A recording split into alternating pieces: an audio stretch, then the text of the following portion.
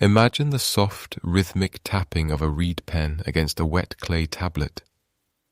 In a quiet room in the city of Akhetaten 3,000 years ago, a scribe is smoothing the surface of a small square of earth, preparing to record a message that will travel over 1,000 miles. The air is thick with the scent of river mud and blooming lotus, and the only sound is the distant lap of the Nile against the limestone docks. This small piece of clay is more than just a letter. It is a thread in a vast invisible web that stretches from the jagged peaks of central Anatolia to the olive groves of the Peloponnese and down to the shimmering heat of the Levant. We often think of the deep past as a series of isolated pockets of humanity, flickering like lonely candles in a dark room. But the world of the 14th century before the Common Era was something entirely different. It was a world of profound connection, a world where a king in Babylon could call a pharaoh in Egypt his brother, and mean it with the sincerity of a shared destiny. To look back at this era is to gaze upon a golden twilight, a period of such immense prosperity and diplomatic sophistication that it seems almost modern in its complexity. This was the age of the great powers, a delicate balance of empires that maintained a peace so stable it allowed trade to flourish on a scale that would not be seen again for 1,000 years. The Mycenaeans, with their massive stone citadels and intricate gold masks, were the masters of the wine and oil trade, their ships weaving through the Aegean like needles through silk. To the east, the Hittite Empire controlled the rugged highlands of what we now call Turkey, their chariots and iron-working secrets making them a formidable wall against the rising sun. And in the south, Egypt remained the eternal anchor, a land of unimaginable wealth and monumental stone that seemed as if it would last until the end of time itself. As you settle in for the night and let the weight of the day drift away, you are joining a community of travelers here at the Slumber Archives. We gather in these quiet hours to explore the mysteries of the past, and I am so glad you could join us. We share new history narrations like this one every single day. So if you find these stories help you find a sense of peace, please do consider subscribing so you can always find your way back to us. A gentle like on the video also helps other weary souls find their way to these calm waters. But for now, let us return to that ancient world and the letters that tell its story. We know of this world largely through the Amarna letters, a collection of over 300 tablets found in the ruins of an Egyptian capital. These are not just dry accounts of grain and sheep. They are the intimate whispers of kings. They speak of royal marriages, of the exchange of precious lapis lazuli and ebony, and of the constant obsessive need for gold, which one king famously remarked was as common as dust in the land of Egypt. Through these texts, we see a world of high-stakes diplomacy, where messengers travelled for months across dangerous mountain passes and pirate-infested seas just to deliver a greeting or a gift of fine linen.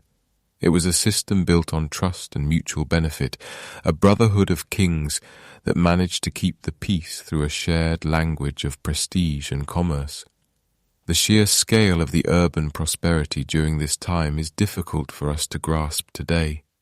Imagine the city of Pyrameses with its sprawling villas and turquoise-tiled palaces, or the great Hittite capital of Hattusa, where massive stone lions guarded gates that led to libraries filled with thousands of tablets. These were not primitive settlements. They were bustling metropolises with advanced plumbing, organized legal systems, and artisans whose skill in metallurgy and jewelry making remains unsurpassed.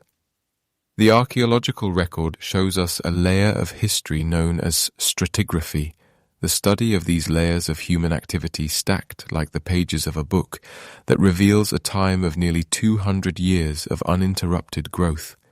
We see the remains of grand banquets, the bones of exotic animals imported from distant lands, and the delicate remains of perfumes that once scented the halls of queens.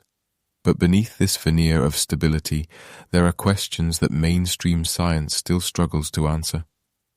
We use tools like radiocarbon dating to try and pin these moments to a specific timeline, measuring the decay of carbon isotopes in organic material to give us a window into the past.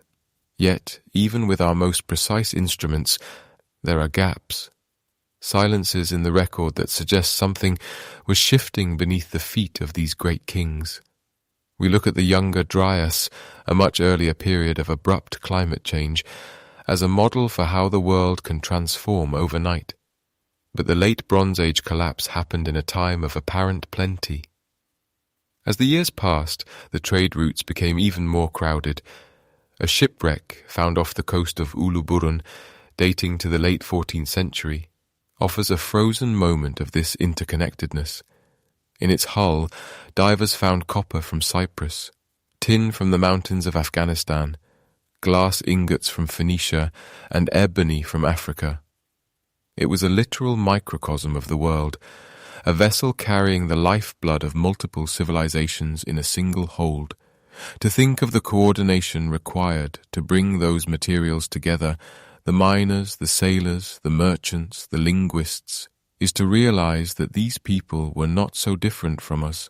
They lived in a globalized economy, believing that the systems they had built were too large, too integrated, and too powerful to ever truly fail.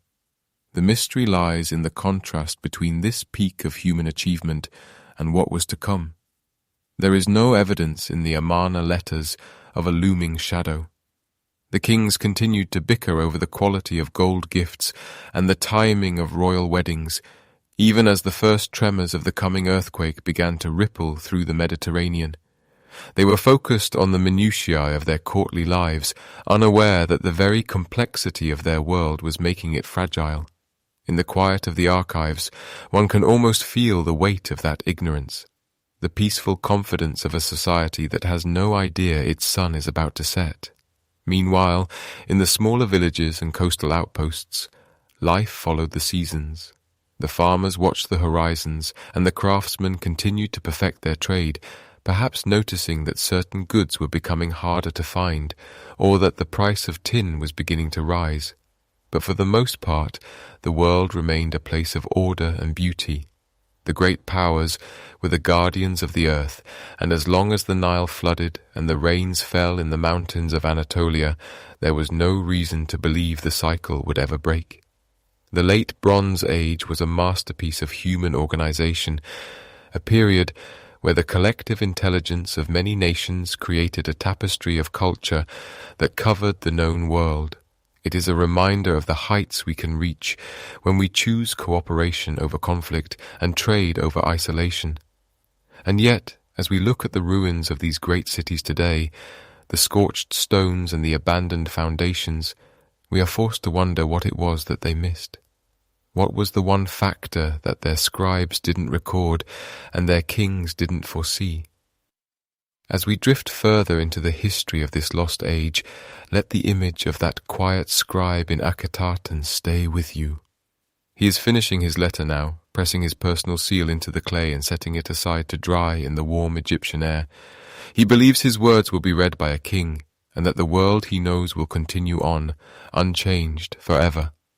He does not know that he is living in the final hours of a golden age, or that the very ground beneath him is about to shift. He simply watches the shadows lengthen across the floor, listens to the evening birds, and prepares for a rest that will last for 3,000 years. Deep beneath the surface of the earth, trapped in the dark, acidic layers of peat bogs and the silten beds of ancient lakes, lies a silent record of the world's breath. These are the pollen cores, tiny, microscopic grains of cedar, oak, and wheat that fell through the air 3,000 years ago, settling into the mud to wait for a future that would eventually seek to decode them. When scientists pull these long cylindrical samples from the ground, they are looking at a botanical history of the end of the world. They see a sudden, sharp decline in the pollen of trees that require heavy rain, and a surge in the spores of hardy desert shrubs. At the same time, high in the remote mountains of the Mediterranean, the trees themselves were recording a story of hardship through the study of dendrochronology, the analysis of annual growth rings. We can see the wood tightening. The rings grow narrow, crowded together in a frantic huddle as the trees struggled to survive years where the rains simply failed to arrive. For decades, this has been the primary answer provided by modern science: a mega drought, a shifting of the climate that turned the breadbaskets of the Bronze Age into dust. It is a clean explanation, one that fits neatly into our modern anxieties about the environment. And yet, when we look closer at the deep stretches of time, the clarity begins to dissolve into a haunting ambiguity. The paradox of the Bronze Age collapse is not that the climate changed, but that it had changed many times before without bringing the world to its knees. Centuries earlier, during the height of the Old Kingdom in Egypt or the rise of the early Minoans, the earth had endured similar fluctuations, periods of heat, periods of cold, and long stretches of aridity. In those eras, the civilizations were flexible. They moved their grain, they dug deeper wells, or they simply waited for the cycle to turn. But in the 13th century before the Common Era, something was different. The drought arrived not as a solitary predator, but as a shadow falling over a world that had become strangely, perhaps fatally, brittle. Science can tell us that the temperature dropped by a fraction of a degree, or that the rainfall in the Levant decreased by 20% over a span of several decades. It can use radiocarbon dating, measuring the decay of carbon isotopes to pin a moment in time, to show us that a city burned at the exact same time the crops were failing. But science cannot tell us why a society that had survived 1,000 years of shifting weather suddenly lost the will or the ability to endure. It cannot explain the invisible threshold between a hardship that strengthens a culture and a catastrophe that erases it. We are left with a correlation, a coincidence of timing that we mistake for a total cause. As we sift through the stratigraphy, the different layers of soil and debris that archaeologists use to map the passage of time, we find that the drought was not uniform. In some regions, the evidence of dry weather is overwhelming, while in others, just a few hundred miles away, the records suggest a period of relative stability. This unevenness creates a ghostly map of the collapse. If the climate were the sole architect of this ruin, we would expect to see a gradual, synchronized decline across the entire map. Instead, we see a jagged, violent shattering. Some cities were abandoned, while their granaries were still full. Others were defended to the last man, even as the fields around them turned to sand. The more we lean on environmental determinism, the idea that human history is merely a byproduct of geography and weather, the more we realize how much of the human spirit remains hidden from the laboratory. A drought can kill a harvest, but can it kill a religion? Can a lack of rain cause a scribe in a distant palace to suddenly stop writing, or a general to abandon a fortress that had stood for generations? There is a missing element in the data, a psychological or social friction that science is not yet equipped to measure. We often imagine the ancient people as being at the mercy of the elements, more fragile than ourselves because they lacked our technology. But they were masters of their environment. They had engineered massive irrigation systems, built artificial harbors, and created trade networks that spanned thousands of miles of open sea and treacherous desert. They were not easily broken by a few years of bad weather. And so, the environmental record leaves us with a lingering, quiet question that echoes through the empty halls of the ruins. If the climate was the spark, what was the fuel? What had happened to the foundations of these empires that made them so susceptible to a change in the wind? Perhaps the drought was merely the final weight on a scale that had been tipping for a long time. The pollen cores and the tree rings give us the when and the where, but they are silent on the why. They show us the parched earth, but they cannot show us the fear in the streets or the loss of faith in the old gods who had promised to bring the floods. As the years passed and the dust began to settle over the fallen stones, the environment eventually recovered. The rains returned, the forests grew back, and the earth forgot the heat of the 13th century. But the civilizations did not return. The systems were gone, the lineages were broken, and the knowledge of how to live in that specific, golden way was lost to the wind.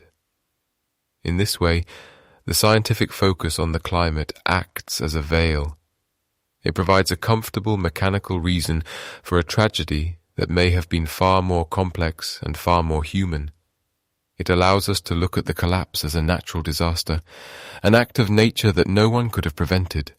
But if we listen to the silence between the data points, we begin to sense that the drought was not the end of the story, but rather the stage upon which a much darker, much more mysterious drama was being played out. The earth keeps its secrets well, buried under layers of sediment and time, leaving us to wonder if we are truly looking at the cause of the ruin or simply the scenery of the crime. The sound of a chisel striking stone is a lonely one, echoing across the millennia from the temple walls of Medinet Habu in Upper Egypt.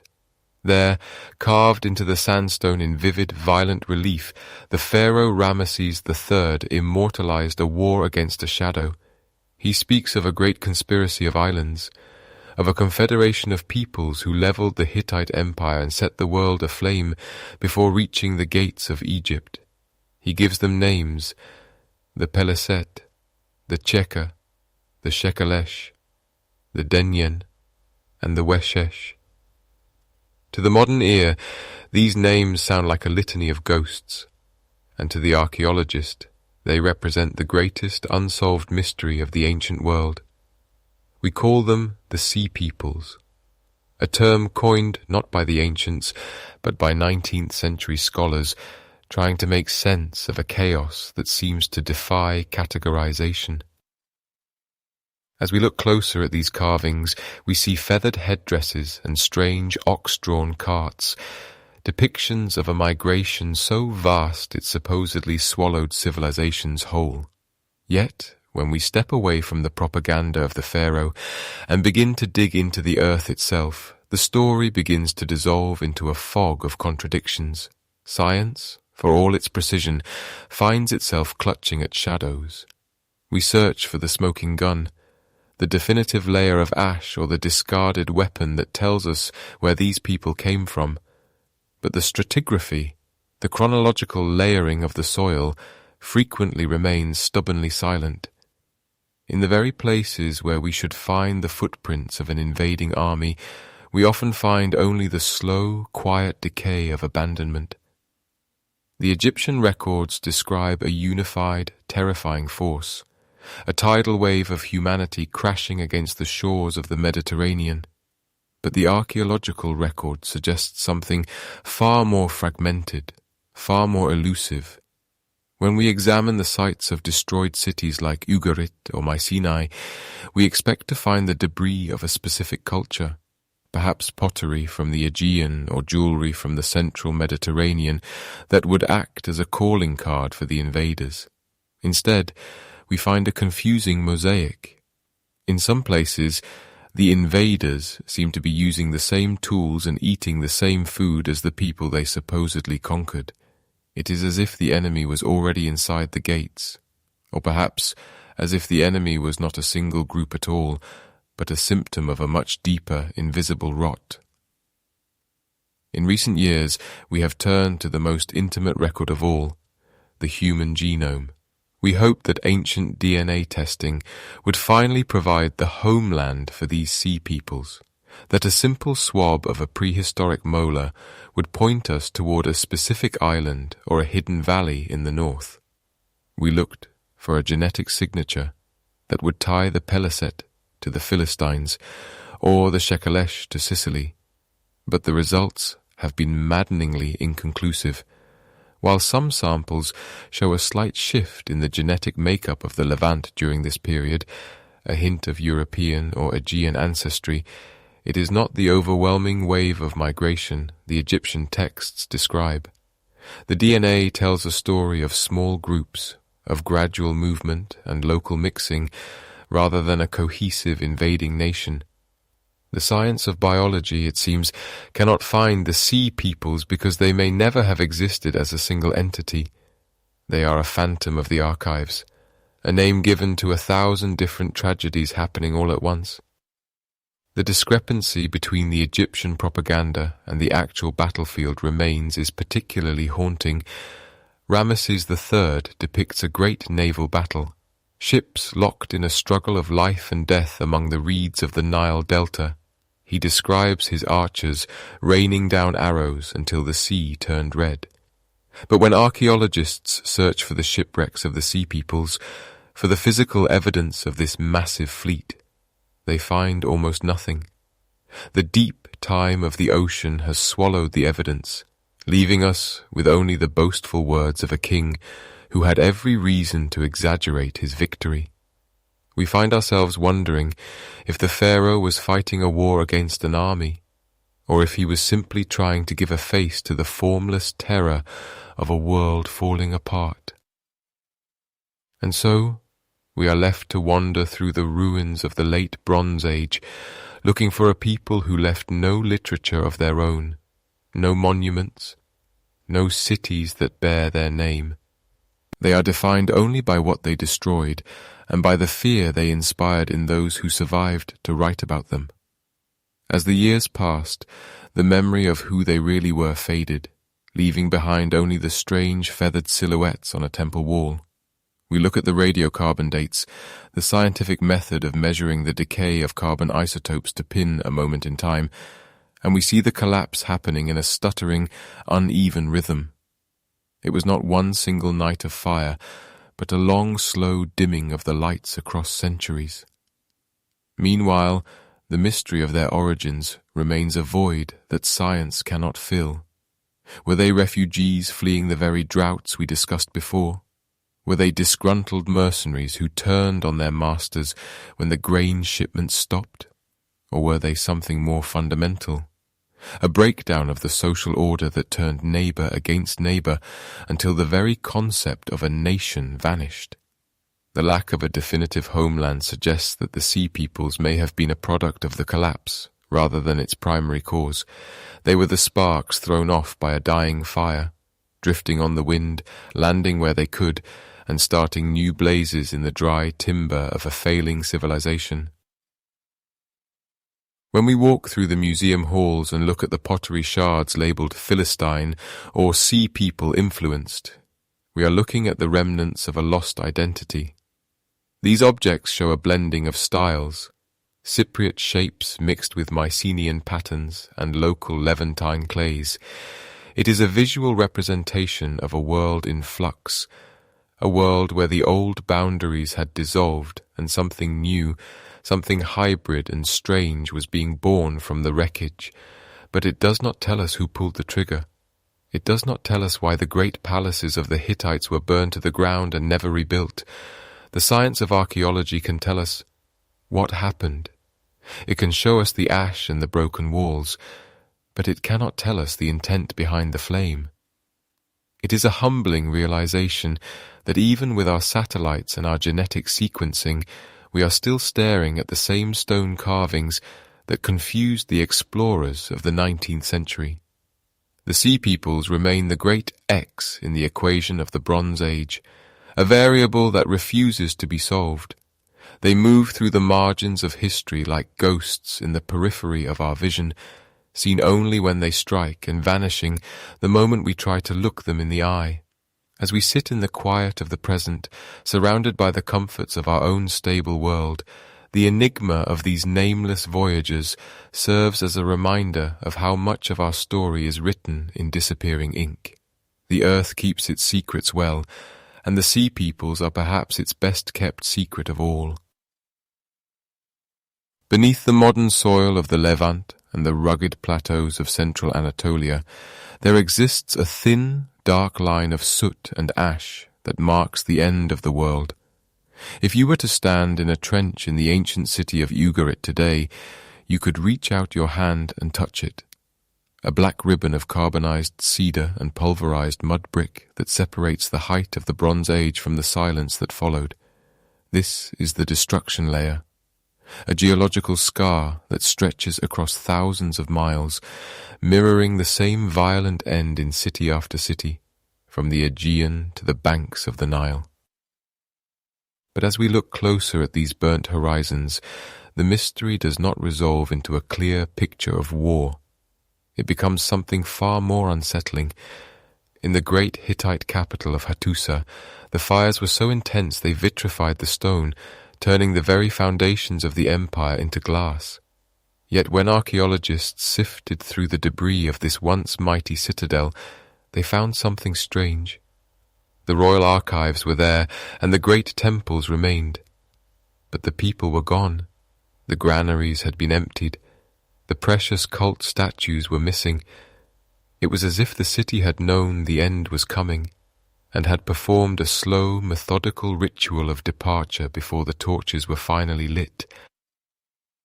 And so we are left to wonder why some cities were stripped bare by their own inhabitants, while others seem to have been frozen in a moment of sudden, screaming terror. In Ugarit, on the Syrian coast, the scene is hauntingly different. Here the destruction was not a planned exodus, but a frantic collapse.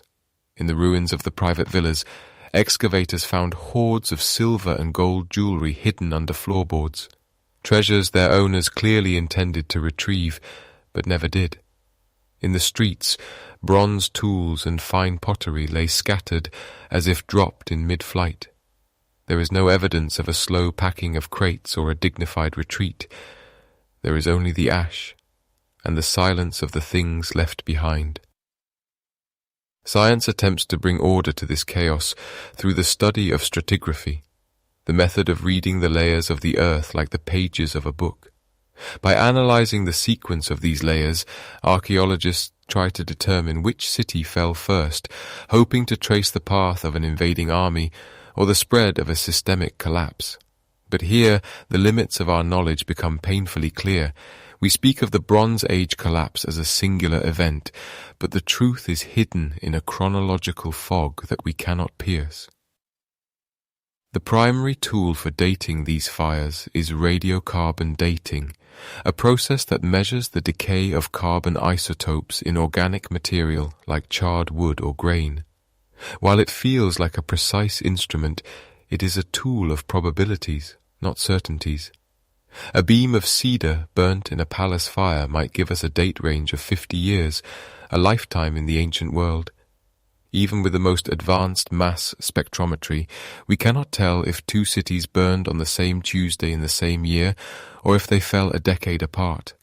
The margin of error is wider than the events themselves. This scientific blurring means we cannot prove a sequence. We cannot say for certain if the Sea Peoples moved like a wave from west to east, or if the Mediterranean simply ignited all at once in a spontaneous combustion of social failure. To the Earth, a decade and a century look remarkably similar. The ash of a city that fell in 1200 BC looks identical to the ash of a city that fell in 1180 BC. And in that 20-year gap, an entire world can vanish. As the years passed and the smoke cleared, the disparity between these ruins only deepened the enigma. Why would an invading force meticulously loot one city until not a scrap of bronze remained, yet leave another city like Ugarit with gold literally lying in the gutters? Some suggest that the looted cities were actually victims of their own starving populations, that the collapse came from within, as the peasantry rose up to strip the palaces of their hoard before abandoning the site to the flames. Others whisper of different invaders entirely, some who sought land, and others who sought only the thrill of the flame. Meanwhile, we must contend with the unsettling reality of the clean destructions.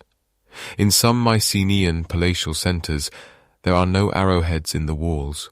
There are no skeletons sprawled in the doorways. There is only the fire.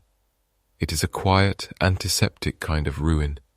A controlled burning that suggests the inhabitants themselves may have been the ones to strike the match. Perhaps they saw the horizon darkening. They felt the invisible gears of their economy grinding to a halt, and they chose to commit their history to the flames rather than let it be defiled by what was coming. The deeper we dig into these burnt layers, the more we realize that the collapse was not a single curtain falling on a stage. It was a long, stuttering decline, punctuated by moments of extreme violence that the record cannot precisely synchronize. We are looking at a jigsaw puzzle where the pieces have been scorched and warped by time. We can see the shape of the disaster, but we cannot see the order of the pieces. In the cold light of the laboratory, the charcoal speaks of temperatures and species of wood, but it cannot tell us the name of the man who held the torch. It cannot tell us if he was a foreign raider with salt-crusted hair, or a local farmer who had simply had enough of kings and taxes. The science of the Bronze Age is a science of shadows. It tells us that something happened, but it leaves the why and the how to the imagination. And so, we sit in the quiet of our own time, looking back at that dark ribbon in the soil. It is a reminder that even our most sophisticated tools have a horizon beyond which they cannot see. The fires of the Bronze Age burned with a heat that melted the records of the past, leaving us with a story written in the negative space of what is missing. The gold left in the streets of Ugarit is a testament to a life interrupted, a dinner left on the table, a child's toy dropped in the dust. These are the small human echoes that resonate through the millennia, louder than any grand theory of systems collapse or migratory waves. The earth keeps its secrets well, layering them in silt and stone, protected by the very ash that marked the end. As we move further into the darkness of this history, we must accept that some questions are not meant to be answered by the ticking of a clock or the counting of isotopes. Some truths are only found in the silence of the burnt layers, in the weight of the objects that were never reclaimed, and the cities that were never rebuilt. The transition from the Bronze Age to the Iron Age was not a bridge, but a chasm. And as we peer over the edge, we find that the bottom is obscured by a smoke that has never truly cleared. Imagine for a moment a stylus of bone or reed poised above a tablet of wet clay. The scribe's hand is steady, practiced in the rhythmic dance of pressing wedges and lines into the earth to record the movement of grain, the lineage of kings, and the prayers offered to gods whose names have since been swallowed by the wind.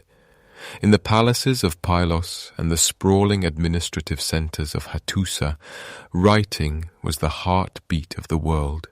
It was the thread that bound the distant farmer to the golden throne.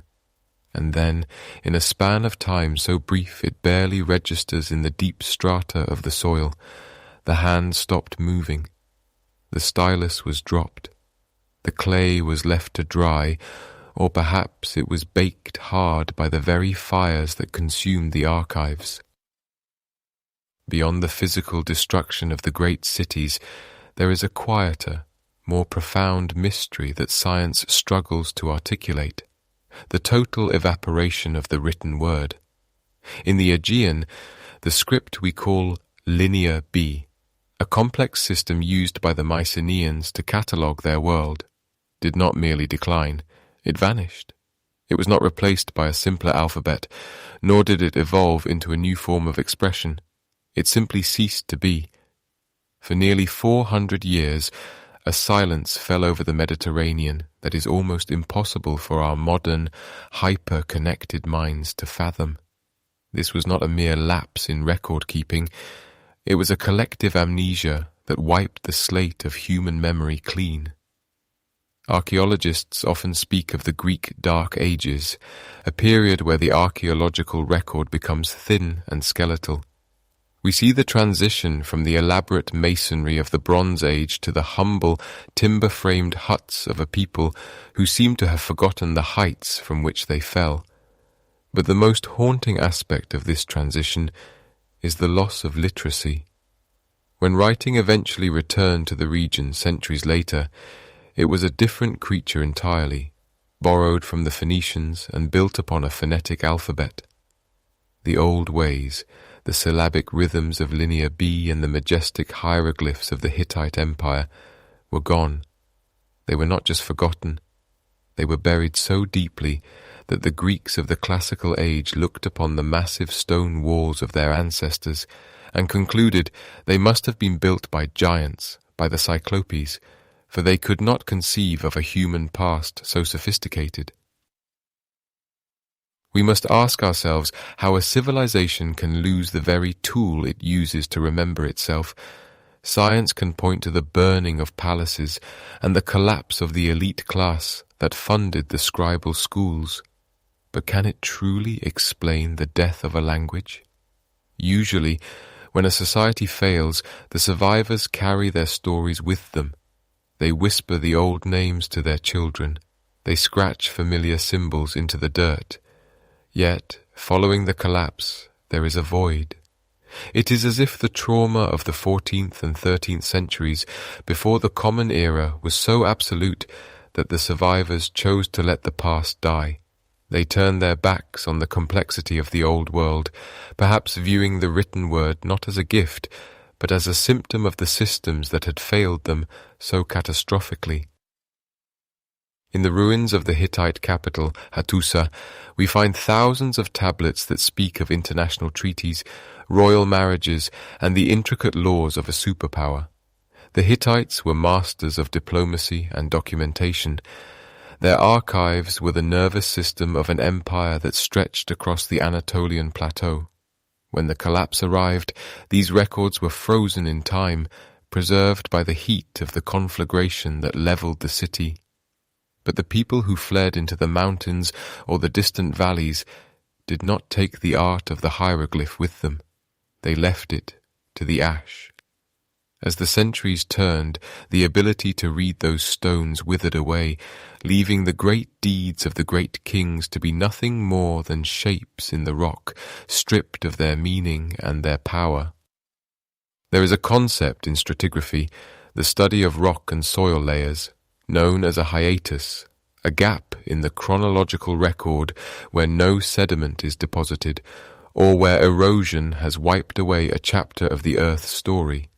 The post-collapse period is a human hiatus. It is a period where the signal goes dark.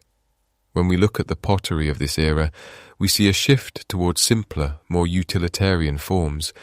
The vibrant frescoes of leaping bulls and elegant goddesses disappear, replaced by geometric patterns that feel guarded and distant. It is as if the human spirit had retreated into a protective shell, discarding the burden of history in order to survive the harsh reality of the present. The failure of collective memory is perhaps the most chilling legacy of the Bronze Age collapse. We often assume that progress is a one-way street, that once a technology as vital as writing is mastered, it becomes a permanent fixture of the human experience. But the ruins tell a different story. They tell us that knowledge is fragile. They suggest that the structures we build to house our history are only as strong as the social contracts that support them.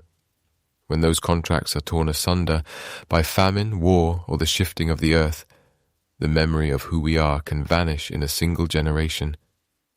As the years passed into decades, and the decades into centuries, the grand palaces became overgrown with thorns and ivy. The names of the kings who commissioned them were lost to the wind, replaced by myths and legends that bore only a faint, distorted resemblance to the truth. The Trojan War, the wanderings of Odysseus. These are the echoes of a lost world, filtered through centuries of oral tradition before they were finally committed to the new Greek alphabet. They are beautiful, haunting tales, but they are shadows. They are what remains when a civilization loses its ability to write its own biography. In the silence of this dark age, we find a profound lesson about the limits of science and the nature of time. We can analyze the lead content in ice cores to track the decline of smelting. We can study the tree rings to understand the droughts that parched the land, but we cannot recover the thoughts of a people who stopped speaking to the future. We cannot reach across the chasm to grasp the hand of the last scribe as he watched the smoke rise over the horizon. The vanishing of literacy is a reminder that the most important parts of our existence, our stories, our identities, our shared understanding of the world, are held together by a delicate thread that can be cut, leaving nothing but the weight of forgotten ages and the enduring mystery of the silence that followed. As we move deeper into the ruins, shifting our gaze from the empty archives to the desolate coastlines, we begin to realize that the collapse was not just an end of an era, but a transformation of the human soul. The people who emerged on the other side of the darkness were different from those who had lived in the light of the Bronze Age. They were a people born of the void, shaped by the absence of what had come before. And as we look at the jagged remains of their world, we are forced to confront the possibility that our own records, our own digital archives and soaring monuments are just as susceptible to the slow, steady erosion of time and the sudden, silent closing of the book. Imagine a spider's web, woven with such precision that every silk strand depends on the tension of every other, a masterpiece of structural engineering that remains perfectly stable until a single thread is severed. In the world of modern mathematics, we call this complexity theory, a way of understanding how many small individual parts can come together to form a system far greater than the sum of its parts. Our computers can simulate these networks with ease, tracing the flow of grain from the Nile Delta to the rugged hills of Mycenae, or the transit of tin from the distant mines of Afghanistan to the smelting pits of Cyprus. The logic of the Bronze Age was a logic of interconnection. It was a world where a famine in one valley was felt as a price increase in a harbour 1,000 miles away. But here is the paradox that haunts the halls of modern science. The mathematical models we use to explain how these systems rise are strangely silent on why they fail so utterly. According to the laws of probability and the patterns of human behavior, a system as vast and resilient as the late Bronze Age should have been able to heal itself. When one port fell to raiders, the trade should have simply shifted to another. When one kingdom collapsed, its neighbours should have absorbed its territory and its knowledge. And yet, the entire structure did not just bend or break. It dissolved. The mystery lies in what researchers call the multiplier effect, a phenomenon where several small stresses, each manageable on its own, combine to create a force that is exponentially more destructive. Science can describe this effect in hindsight, mapping out how a drought might lead to a migration, which leads to a conflict, which leads to a disruption in trade. We can see the dominoes falling in the archaeological record, marked by layers of ash and the sudden disappearance of luxury goods. But what we cannot explain is the lack of a safety valve. In nature, when a complex ecosystem is disturbed, it tends to find a new equilibrium. Life adapts. But in the 12th century before the Common Era, the human ecosystem of the Mediterranean seemed to lose its ability to pivot. There was no pivot. There was only a downward spiral. It is as if the very complexity that made these civilizations so powerful became a prison, a rigid framework that left them unable to imagine a world outside of the palace-centered economy. When the palaces burned, the world they sustained simply ceased to exist in the minds of the survivors. As the years passed, the silence deepened, and this is where our modern understanding of systems begins to fray at the edges. We often think of progress as a one-way street, a steady climb toward greater sophistication and better technology. We assume that once a society learns how to write, how to build massive stone fortifications, or how to navigate by the stars, that knowledge becomes a permanent part of the human story. But the Bronze Age collapse proves that knowledge is fragile. It is a flame that must be tended by a stable society, or it will flicker out. When the systems failed, The people did not just lose their trade routes, they lost their history. They lost the ability to read the tablets their grandfathers had written. They lost the engineering secrets required to lift stones weighing 20 tons. The mathematical models of complexity can tell us how a network fails, but they cannot explain the profound psychological surrender that seems to have taken place. It is a mystery of the human spirit. Why a people who once commanded the seas and built monuments to the heavens would suddenly stop, letting the weeds overgrow their plazas and the dust settle over their libraries. Scientists look to the soil for answers, using stratigraphy, the study of rock layers and soil deposits, to find evidence of a perfect storm of disasters. They find traces of a cooling climate, perhaps a century of erratic rainfall that withered the wheat and the barley. They find the chemical signatures of volcanic ash, suggesting a dimming of the sun that lasted for years. These are the physical realities, the hard data that we can measure with our instruments. But these environmental shifts had happened before. History is a long record of humans surviving the whims of the earth. The paradox remains. Why did this specific moment in time become the breaking point? Why did the trade networks, which had survived centuries of local wars and seasonal droughts, suddenly lose their elasticity? In the quiet of a laboratory, looking at a graph of declining rainfall, it is easy to see a cause.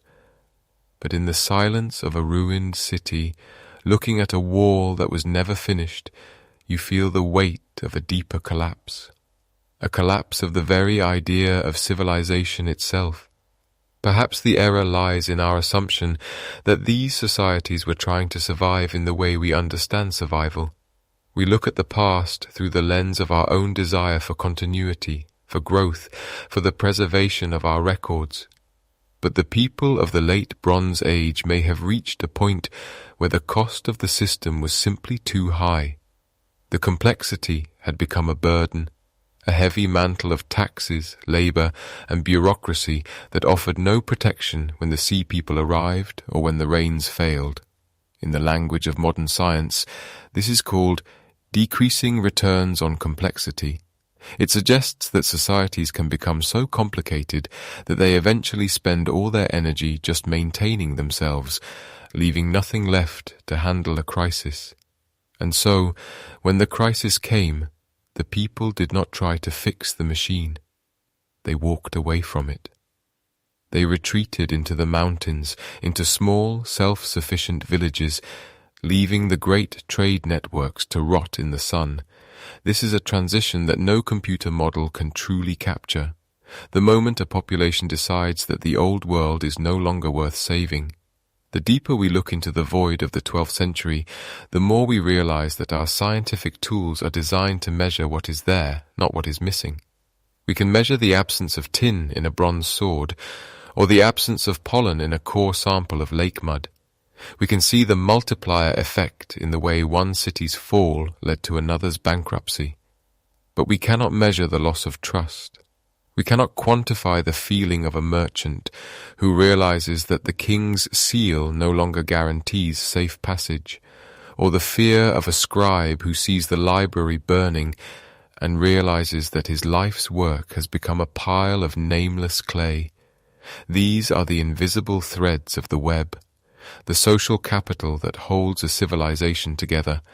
When that trust evaporates, the most complex system in the world becomes nothing more than a collection of stones and stories that no one remembers how to tell. As we move toward the end of this journey through the dark, we must confront the most unsettling possibility of all. Perhaps the collapse was not a failure of the system, but a natural part of its life cycle. Just as a forest must sometimes burn to allow new growth to emerge, the Bronze Age may have needed to end so that something else could begin.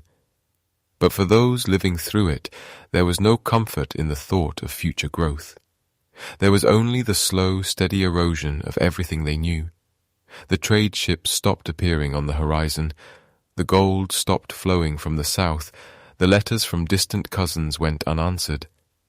And in that growing isolation, the world became smaller, darker, and much more quiet. The science of complexity can give us the how, but the why remains buried under 3,000 years of silence, a secret kept by the earth and the deep, cold waters of the Mediterranean. Consider the weight of a single human life and then multiply it by the tens of thousands who once inhabited the gleaming white corridors of Mycenae, the sun-drenched plazas of Ugarit, and the sprawling brick neighborhoods of Hattusa. When a city falls in the modern mind, we imagine a ledger of loss, a counting of the found and the missing. But as we sift through the physical layers of the late Bronze Age, we encounter a profound and unsettling silence that defies the typical mathematics of catastrophe. Archaeology is, at its heart, the study of what people left behind, and usually the most enduring legacy of a civilization is its dead.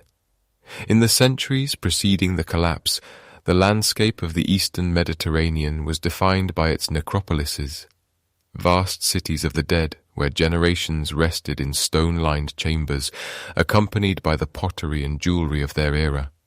Yet, as we reach the layers of ash and rubble that mark the end of the 13th century before the Common Era, the record of human remains seemingly evaporates. If these great cities were sacked by the mysterious sea peoples, or if they succumbed to the ravages of famine and plague as many scientists suggest, where are the bodies? We find the scorched earth. We find the arrowheads embedded in the charred remains of palace gates. We find the fallen roof tiles and the abandoned hearths. But we do not find the mass graves. We do not find the hurried pits of plague victims or the sprawling battlefields littered with the fallen. It is as if, in the moment of their greatest crisis, the populations of the Bronze Age simply stepped out of the light and into a shadow where the tools of modern science cannot follow. This absence of human remains creates a haunting puzzle for those who rely on bioarchaeology, the study of bones to understand ancient lives. Without skeletons to analyze, we cannot measure the chemical signatures of starvation in the teeth of the survivors. We cannot trace the spread of pathogens through ancient DNA. We are left with a ghost population, a demographic void where there should be a crowded record of tragedy.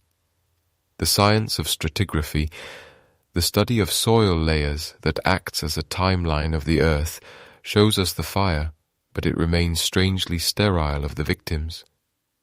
One might wonder if the survivors simply gathered their dead and moved elsewhere, but this only deepens the mystery of the missing refugees. When a city like Hattusa, the great capital of the Hittite Empire, was abandoned, it wasn't just a royal court that departed. It was a living organism of thousands of bakers, weavers, soldiers, and children.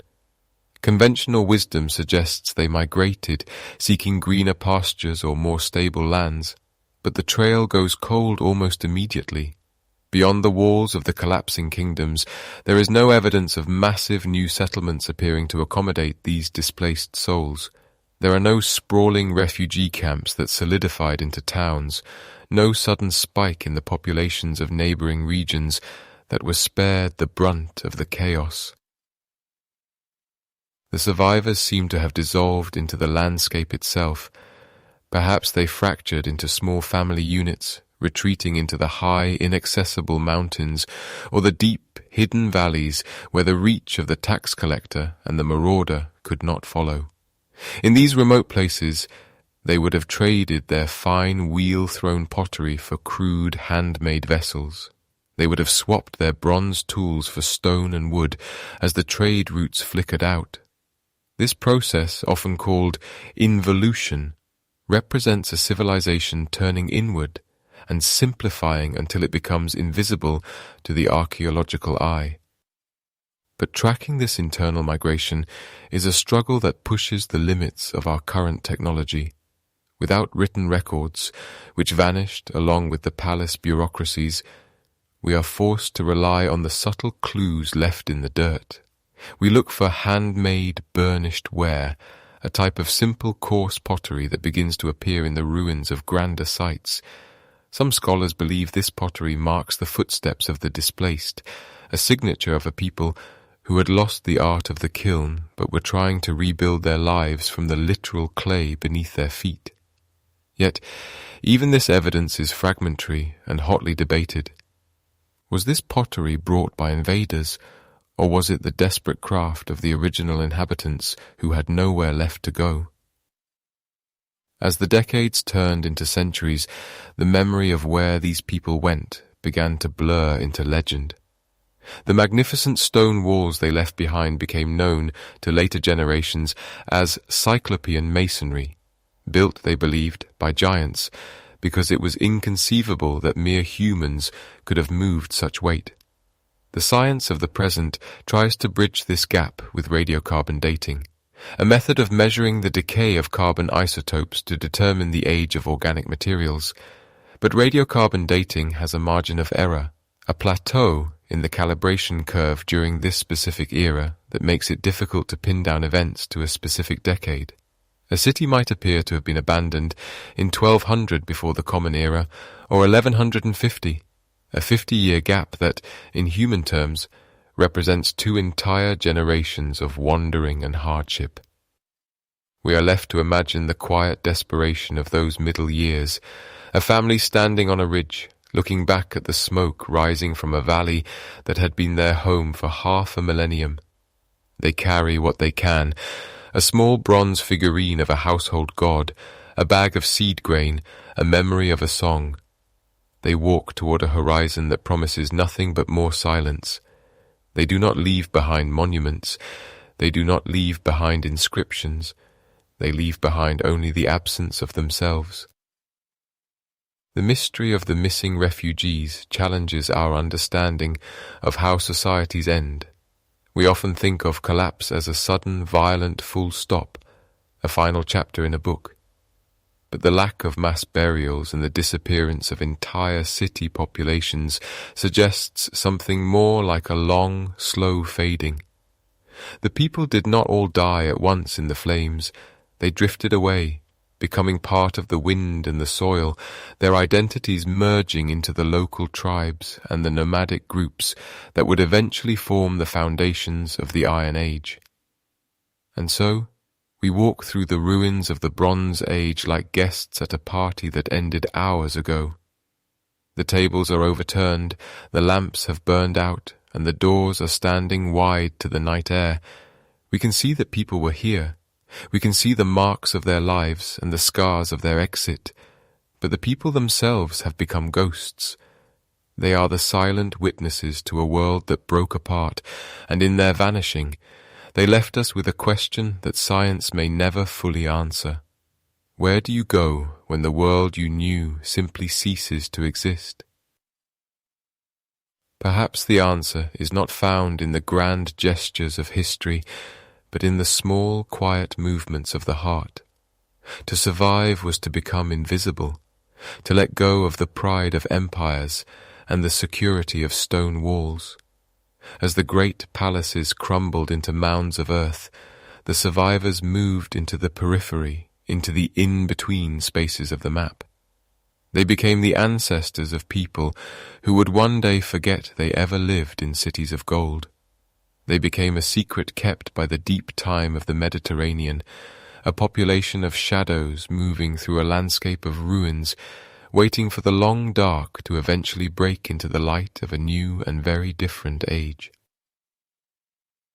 Iron is not a discovery of fire, but a discovery of patience, and as the smoke of the burning citadels finally cleared, the world did not suddenly wake up to a new reality.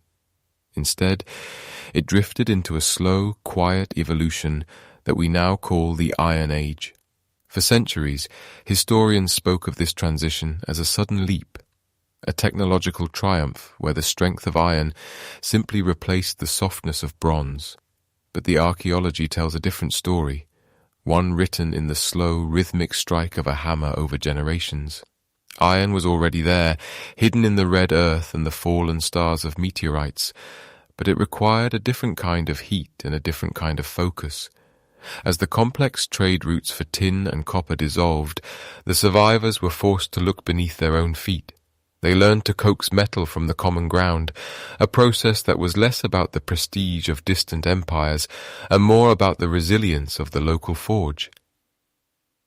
This transition was a long cooling period, a time when the grand interconnected machinery of the late Bronze Age was replaced by something smaller, more fractured, and ultimately more durable. The loss of the old world was not a single event, but a fading echo. In the stratigraphy of these sites, the layers of earth that act as a physical timeline of human presence, we see the elegant, painted pottery of the palaces slowly give way to simpler, more functional wares. The elaborate bureaucratic scripts, like Linear B, simply vanished, as if the very need to record such vast quantities of grain and oil had evaporated with the people who managed them. Literacy became a ghost, haunting the ruins for centuries before returning in a completely different form. It is a sobering reflection on the fragility of information, that a society can be so advanced, so meticulously organized, and yet, when the structure fails, the ability to write down its own story can be lost in the span of a single lifetime. As we look back through the lens of 3,000 years, we find ourselves grappling with philosophical questions that the radiocarbon dating cannot answer. We live in an era of unprecedented globalism, where a single disruption in a supply chain can be felt across an entire hemisphere. We see our own world reflected in the mirrors of the Bronze Age, a world where everyone was connected, and therefore, everyone was vulnerable. The collapse reminds us that complexity is a double-edged sword. It brings wealth, art, and security, but it also creates dependencies that are invisible until they are broken. There is a certain weight to this realization, a quiet anxiety that hums beneath the surface of our modern achievements. We wonder if we are building walls of stone or walls of glass, and if the systems we rely on are truly sturdier than the ones that supported the kings of Mycenae or the pharaohs of the New Kingdom. Yet there is a profound beauty in the gaps of our knowledge. Science has given us the tools to measure the salt in the soil and the pollen in the air, but it cannot capture the feeling of a merchant watching the horizon for a ship that will never arrive. It cannot explain the specific moment of choice when a family decided to leave their ancestral home and walk into the unknown.